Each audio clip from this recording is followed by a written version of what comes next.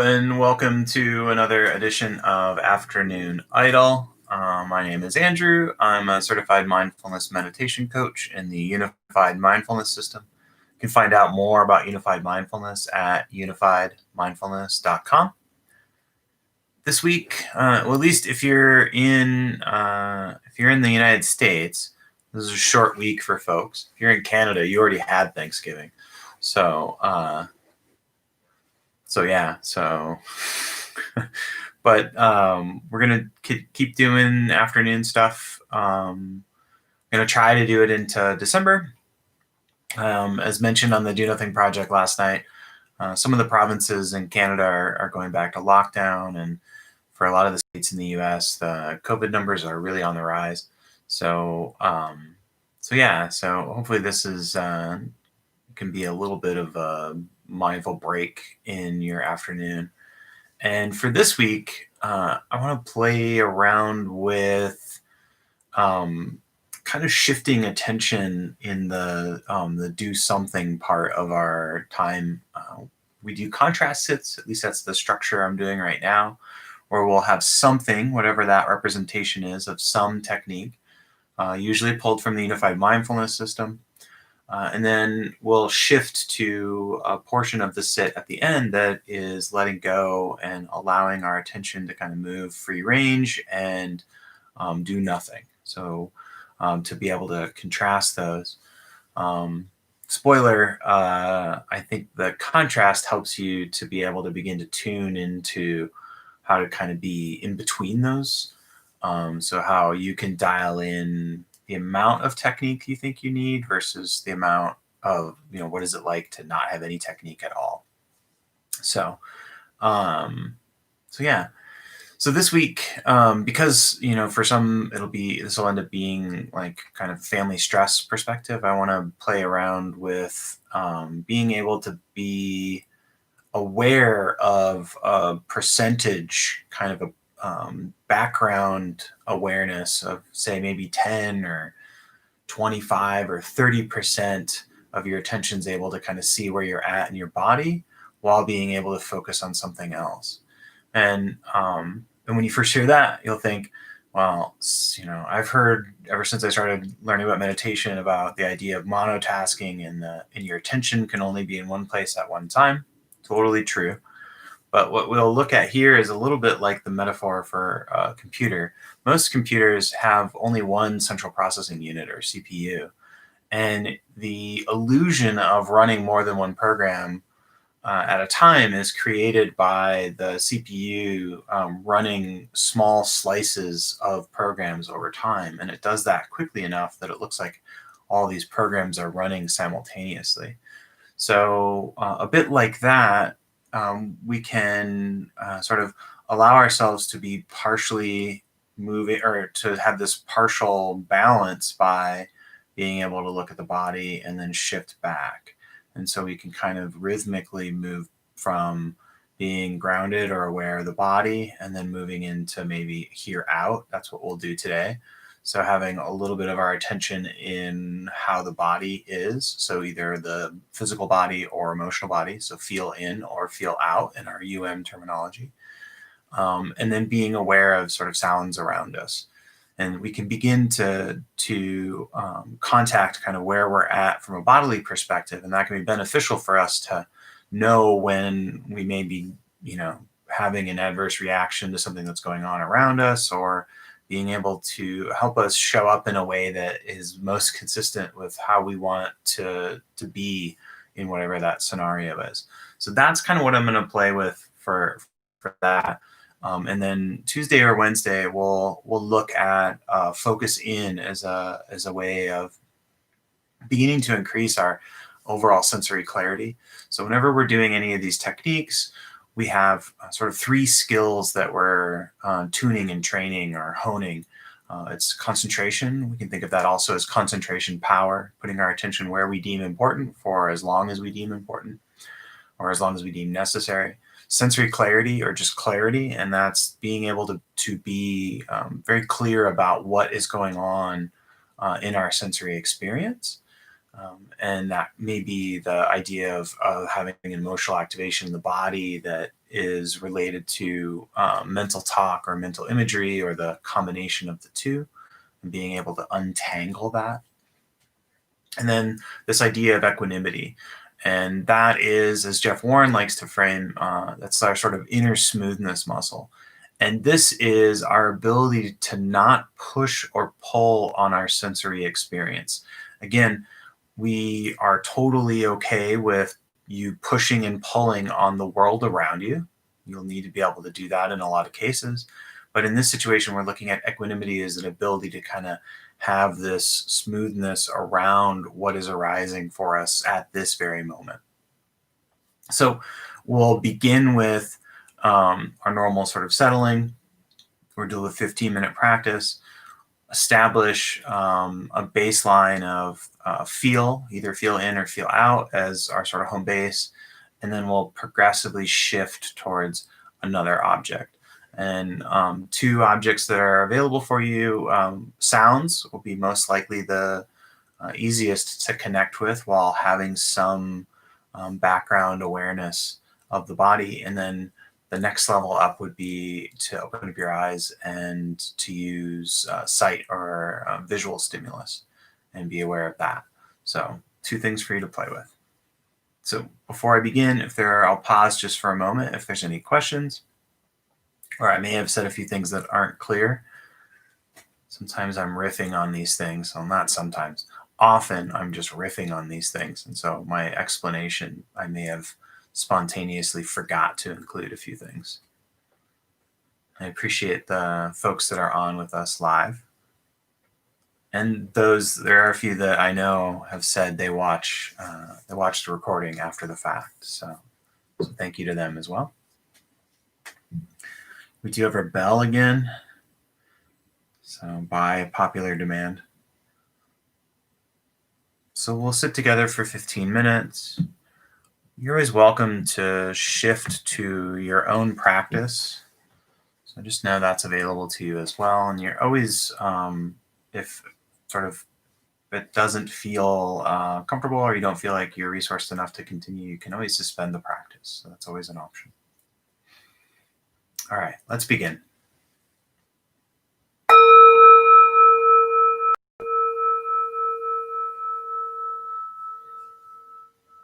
So as we begin, we look to help kind of create the conditions that we have control over to help us be both relaxed and alert. So we sit in a way where ideally the spine can be upright.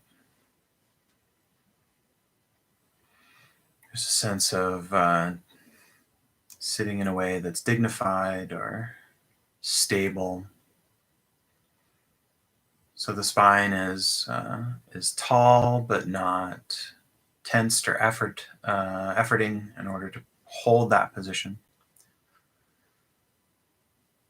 And then we allow a sort of comfortable connection of everything around the spine to be arranged so that we can sit still for the next 14 or so minutes.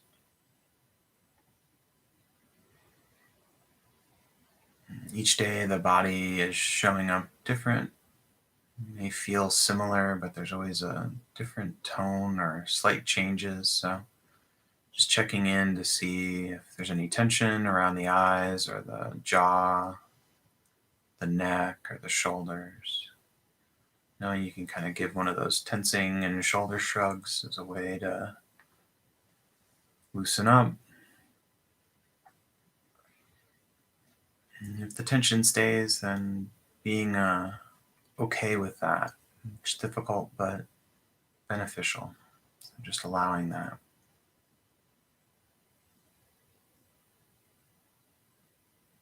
And then as we shift to our technique, just a few deliberate breaths in through the nose and out through the nose. Breathing in through the nose helps us slow down the breath. And then breathing slow allows us to get the air low and into the bottom of the lungs. So slow and low is our tempo. And this helps us cultivate a settling motion. So that downward action of the exhale kind of helps us settle into our seat. And begin just focusing on the body. You can use the label feel as we note external body sensations. So maybe an itch or the feeling of your clothes on the edge of your skin, or maybe an uneasy feeling.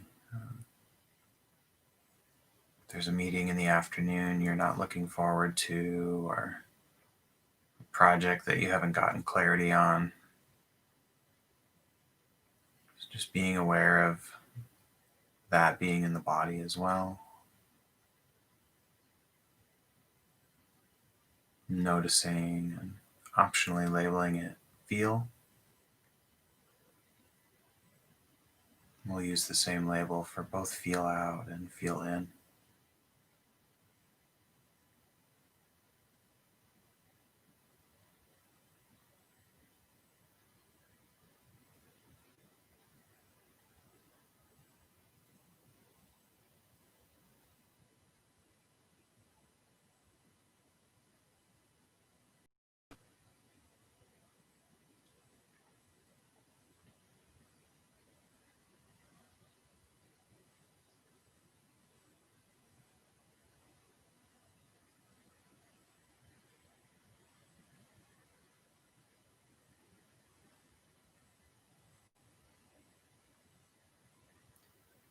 Now see if you can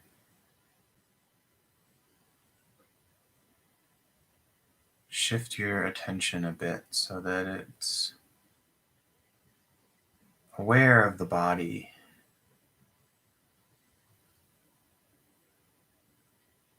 but also aware of either sounds around you or the other option again, the challenge option, sights. So you can have your eyes open.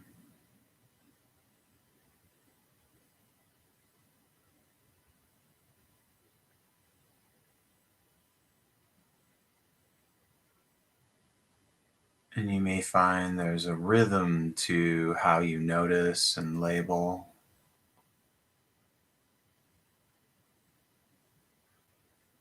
A bit like how you may cycle through checking your mirrors when you're driving.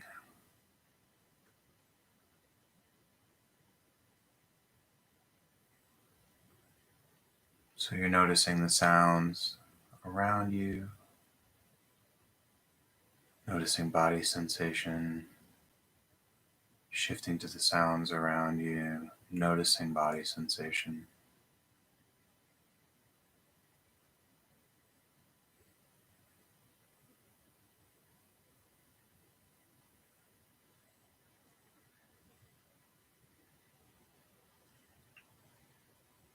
So we're aware of either our sights or our sounds, and yet still grounded in the body.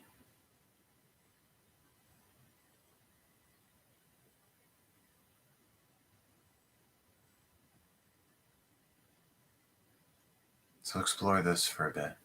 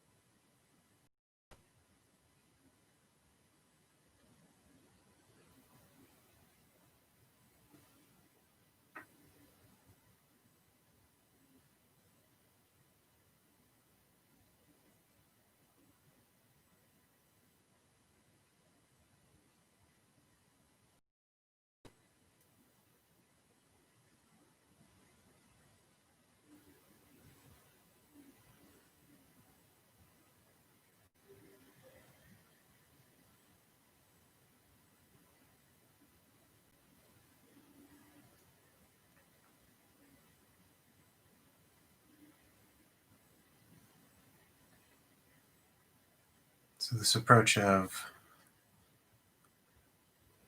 being aware in the background may feel awkward at first, maybe like the first time you tried to do a yoga pose or follow some sort of Tai Chi sequence. You feel a bit clumsy about how to focus on the sight and the body at this, trying to do it at the same time. So, just offering a little bit of patience.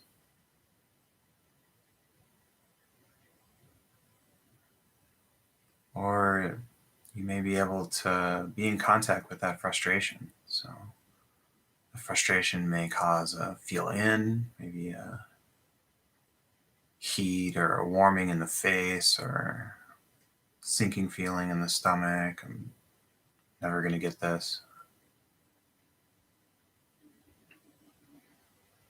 Again, it's being kind of okay with that and shifting and using our skills of concentration and clarity and equanimity to untangle that.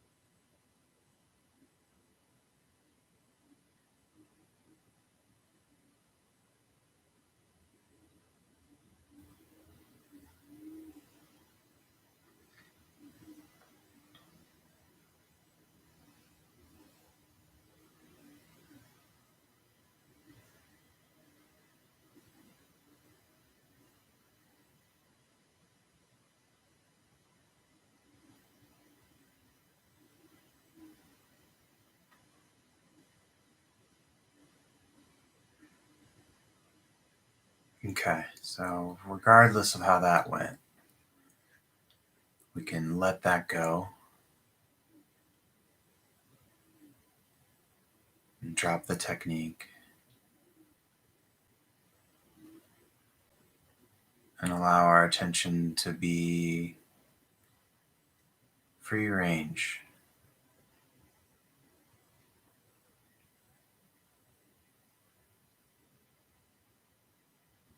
using no way as way, having no technique as technique. We do nothing.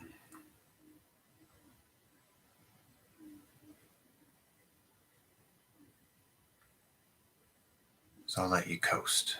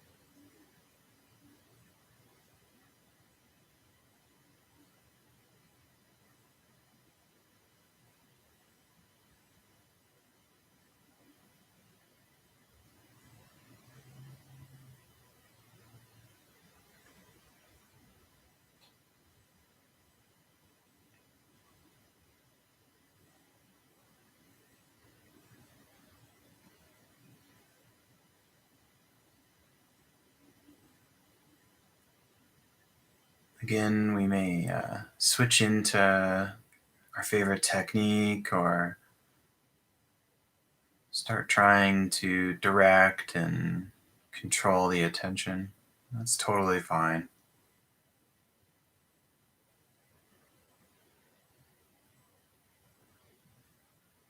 We just see that and see if we can drop any of our intention to do that.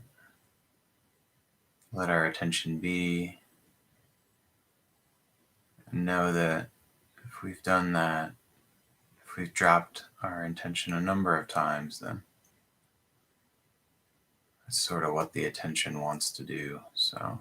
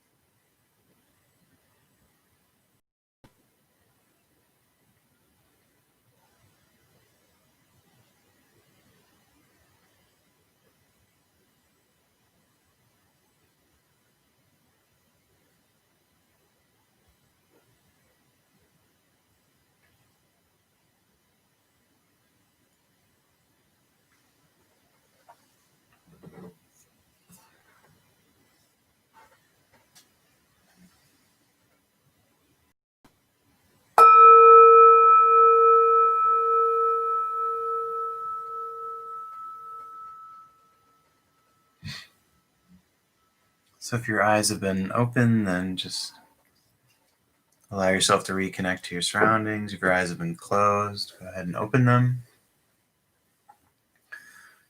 No need to apologize, Sarah. Um, so thank you for sitting with me.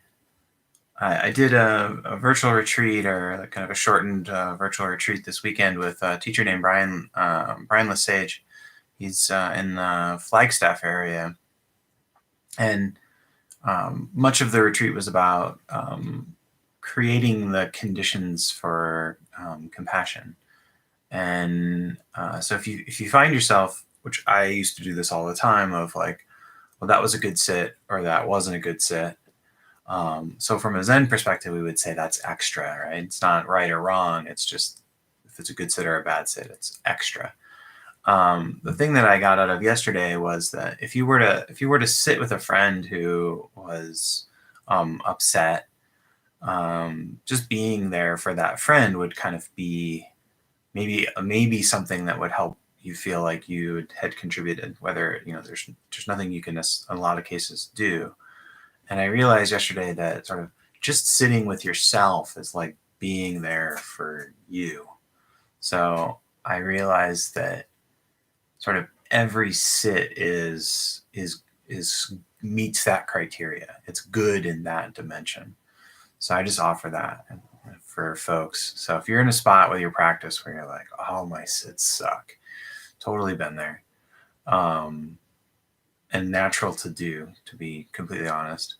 But maybe that is a beneficial thing for you, where it's just like, hey, I spent the time to sit with myself. Like that in and of itself is sort of a good thing. So the perspective is no matter good, bad, or otherwise, your sit is training the three skills: concentration, clarity, and equanimity. So it's just a sort of numbers game, if you will, about being able to put in time and having the skills trained. And it's totally, if you ever trained in anything, you always kind of have these moments where you backslide a little bit in a particular skill. So So not that any of you need that. Feel free to drop them in the chat box on that side or that side. Never really quite sure. For me, it's on that side, which means it's probably over there. And yeah, so I'll pause for a moment.